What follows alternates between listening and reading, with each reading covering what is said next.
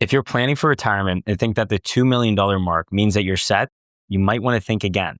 $2 million puts you in the dangerously comfortable tier where taxes, timing, and lifestyle creep can quietly erode your savings. In today's video, I'll show you the 5 levels of retirement wealth and exactly where your $2 million actually lands, and how you can keep it from turning into anxiety for you. As a certified financial planner and lead wealth advisor, I've seen too many retirees enter this critical stage without clear benchmarks. And the result? Costly mistakes, missed opportunities, and years of unnecessary stress. Over the last several years, we've helped hundreds of clients just like you, pre-retirees in their early to mid-60s, try to figure out what their savings actually means and how to retire with confidence rather than concern or fear. And so today, I want to be able to help you finally answer that nagging question in the back of your mind. Where do I actually stand? Now, this isn't just about bragging rights or being able to compare yourself to your neighbors. It's about understanding what your number is going to allow you to do, whether it's going to unlock lifestyle flexibility for you or keep you shackled to budgets and anxiety, or maybe somewhere in between. And most importantly, it's about what steps you can take from here depending on the situation that you're in. Stick around because at level 4, I'll be sharing 4 main areas of concern that you'll need to address if you have between $2 and $4 million saved for retirement. So our first level, I call the safety net mode, which is less than $250,000 saved for retirement savings. At this stage, retirement might feel like more of a distant goal than an immediate reality. And while that can be discouraging, it's important to remember, every great plan starts with a clear view of where you are today. Most income in this tier is probably going to come from Social Security, and if available, a pension. And that can still form a great foundation to build from. Your spending cash flow needs to be carefully managed here. Big expenses probably require planning and proper budgeting, and luxury items may need to wait. But with intentional decisions, even modest resources can support a simpler, values-driven lifestyle in retirement. Many in this level take on part-time work, not just for the income or healthcare, but for purpose and connection as well in retirement. This type of planning can feel very overwhelming at times, especially in the beginning, but remember, reaching this point means you have navigated many of life's challenges. And for most, this isn't really a result of poor planning, but rather lifestyle events like maybe it was caregiving, career shifts, or just unexpected setbacks. This is just a chapter and it's not the full story. So what I'd like to ask of you is to regain confidence through clarity. Start with what you can control. Look at your Social Security timing and figure out how you can maximize that. Try reducing your fixed costs as early as possible, and explore income tools that might be able to bring more stability to your retirement portfolio.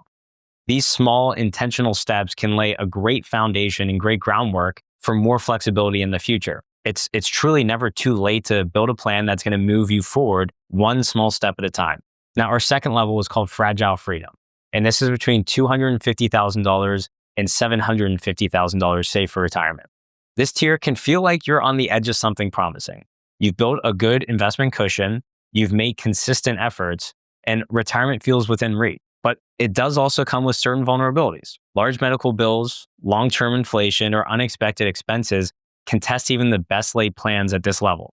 A modest retirement here is very possible, especially in areas where there might be a lower cost of living. Vacations can happen, but with more careful planning.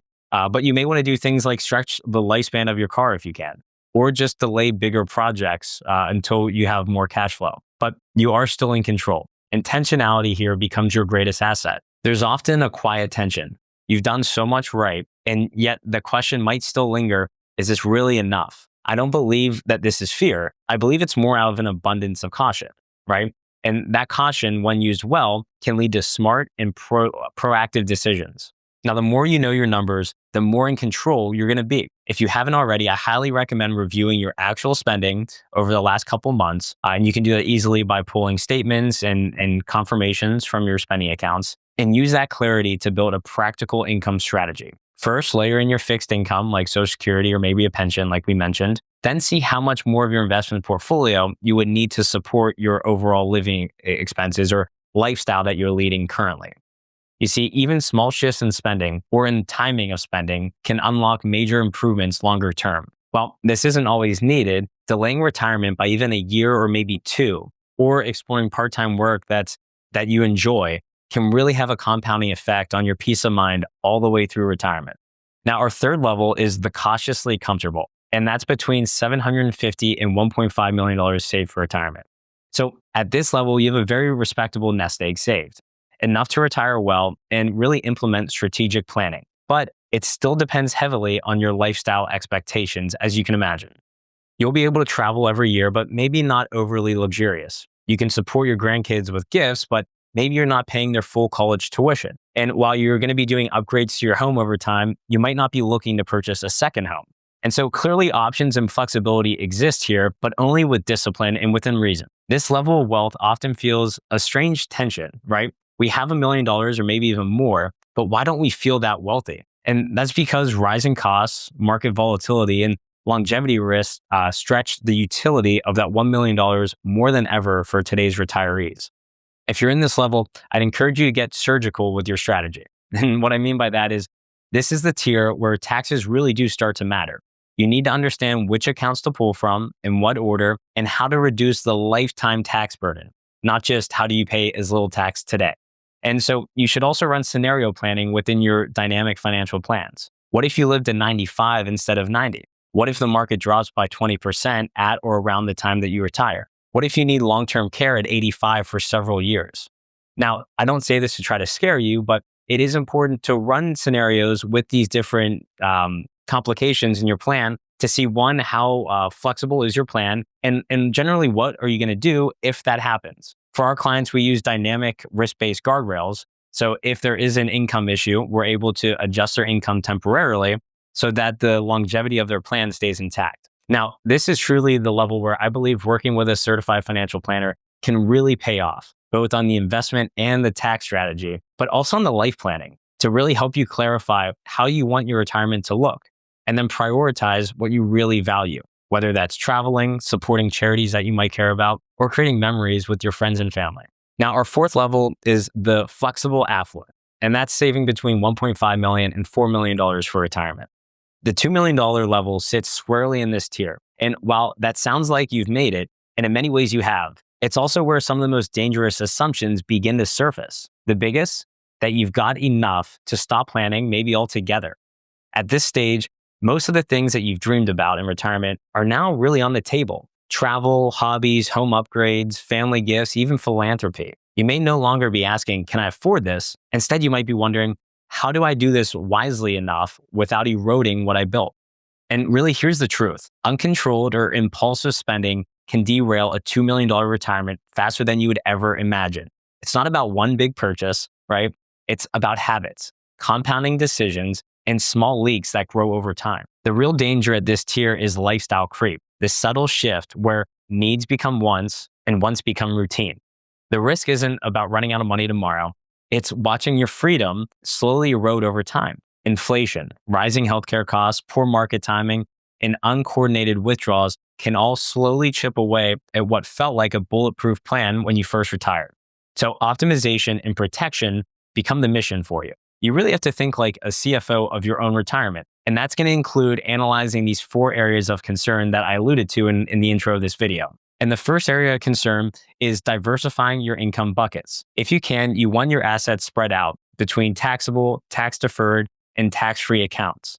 And once you're at the top end of this level, large RMDs do become a serious concern and one that needs to be addressed as early as possible. I did a very fun video on RMDs and debunking the myth of them being the bad wolf of retirement. If you click onto my channel, it's probably the second or third video. I highly recommend watching if you're interested in that. Now, the second is timing withdrawals to avoid unnecessary tax spikes. The third is managing Medicare premiums and IRMA thresholds, because those are kind of the silent taxes of retirement that are very hard to anticipate or predict if you're not working with someone that does that every day. And then the fourth, is strategically delaying Social Security or filing early, depending on your income situation, and building a bridge strategy if you're going to retire early, right? These are all really boiled down to different income decisions. When should we turn on different income buckets, and how long are they going to last us? That's really what you're trying to figure out here. Now, this is also the tier where a professional retirement system can make the biggest difference for you. Because while the cost of mistakes are higher, so is the reward of getting everything right. So if you're in this level and you do want help analyzing your specific retirement options and building a comprehensive retirement system around those options, I put a link in the description below, or you can actually scan the QR code on the screen to schedule a call with my team to see if we might be a good fit together. Now, our fifth and final level is independent wealth. And this is having 4+ million saved for retirement. You're no longer planning for sufficiency, right? You're planning for impact here. Within reason, most of your retirement may no longer be the question of can I, but how well can I design this phase of life? Here, you might be traveling business class for everywhere you go. Or maybe you're snowbirding in Florida, your second vacation home. Or maybe you want to do legacy giving or paying for all of college for all your grandkids or starting a foundation. You can see there's a lot more that you need to look at and think about now that you have this kind of wealth. Like I said, at 3 million plus for most families, you're not really worried about running out of money unless you're spending egregiously. You're going to be more worried about kind of wasting your life and not living it to its fullest that you can. Many people in this tier still live in fear because they don't really know how to shift from accumulation to enjoyment. And chances are they were very good at accumulation, whether it was through building and selling a business or just saving and investing over time. They clearly have done a lot right. At this level, you'll be able to spend more time dreaming and designing the life that you really want to lead. So I want you to think, who do you want to ultimately bless with your wealth once you're gone, right? That's going to tie into your estate planning. How do you want to spend your healthiest years when you're younger and more active? And how will your plan continue to reflect your values and principles? Are you going to try to pass those down to the generations below you, to your kids and grandkids? Or could you make a meaningful impact on your family or maybe your favorite charities now and enjoy seeing that impact while you're still here and living? See, as you make these decisions, surround yourself with the right team of professionals, a trusted wealth advisor, maybe a Peak Financial Planning, a CPA, and an estate planning attorney. Together, that kind of financial team can really help you protect and grow your net worth. They're going to be able to help you manage your taxes efficiently and plan for future taxes and make sure that your generosity fits within the broader construct of your financial plan.